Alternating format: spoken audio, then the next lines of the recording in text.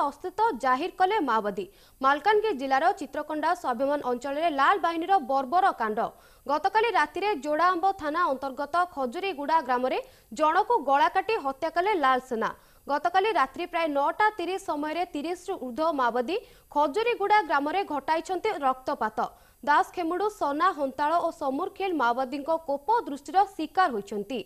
तीन जन को पुलिस इनफर्मर बोली कही निर्धु माड़ मारी शेष में दासखेमुड़ू गला काटी हत्या करते। सुरक्षा बाहिनी उद्देश्य बिछा जाइतिबा लैंडमाइन योजना विषय में सुरक्षा बाहिनी को आगुआ सूचना देइतिबा सेमाने अनुमान करी एही हत्याकांड भियाइछंती।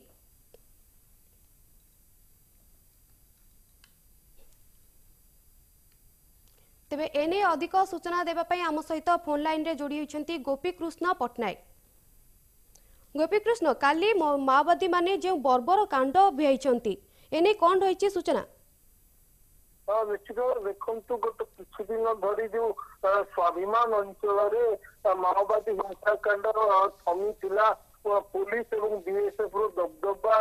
रही तो दीर्घ दिन नीरवता पर पुणी रक्त मुखा साजिश लाल बाहिनी ये जो अंचल हूँ आंध्र ओडिशा सीमांतवर्ती अंचल जो स्वाभिमान अंचल कथा कहुच्छी जड़ाम थाना जो खजुरीगुड़ा जो रही खजुरीगुड़ा जो दास खेमुड़ू को हत्या कर 30 रु ऊर्ध्व माओवादी आसले माओ नेता सुनील एवं अन्य समेत बहु माओ नेता बहु माओवादी पहुंची खजुरीगुड़ा ग्राम को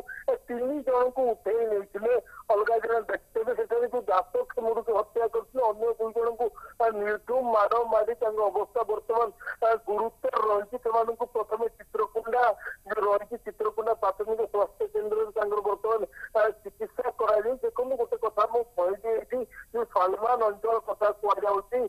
गुरुप्रिया सेतु निर्माण पर पुलिस उपस्थित जाहिर करथिला स्वाभिमान अंचल एवं जेहेतु माओवादी गढ़ जो रही गढ़ भितर पहुंची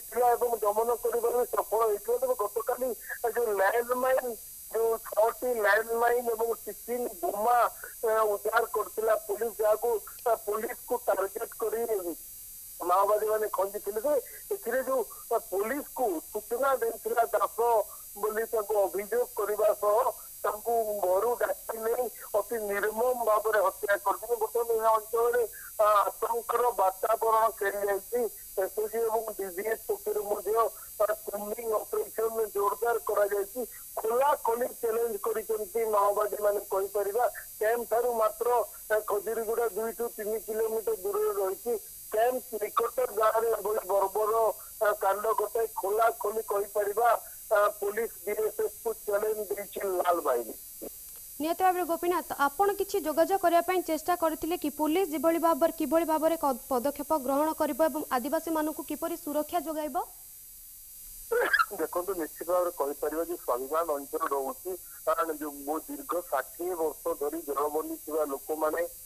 माओवादी को संपूर्ण समर्थन करते गत 2-3 वर्ष हम बर्तमान विकास पहुंची अंचल में पुलिस प्रशासन निकटतर हो पारी आदिवासी मैंने जदिवा दुईटी गोष्ठी माओवादी सपक्षवादी और विपक्षवादी मध्य बर्तमान युद्ध लगी रही कहीपर एक प्रकार जदि पुलिस डाले डाले गले माओवादी मैंने पतरे पतरे जाऊँच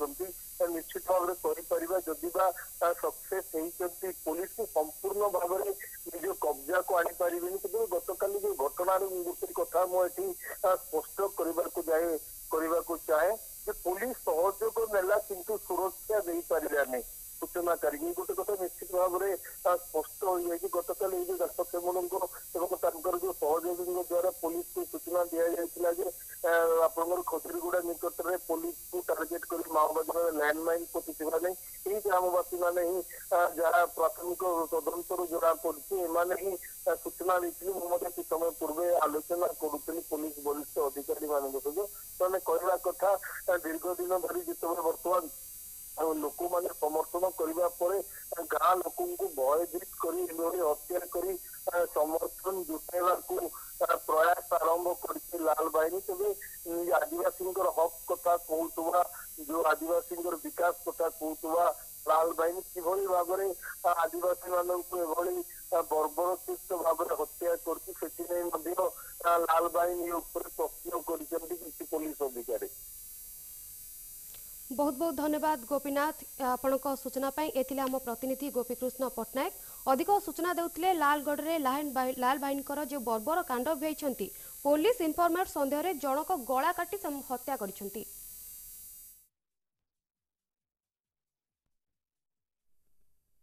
आसेछि आसुन आनिछि पार्पण मांख आगमन रे चलचंचले धराधाम असत्य उपर हेबो सत्यर विजय महामारी रहेबो महाविनाश काशतंडीर आलट छामर मृत्यु मलयर निनाद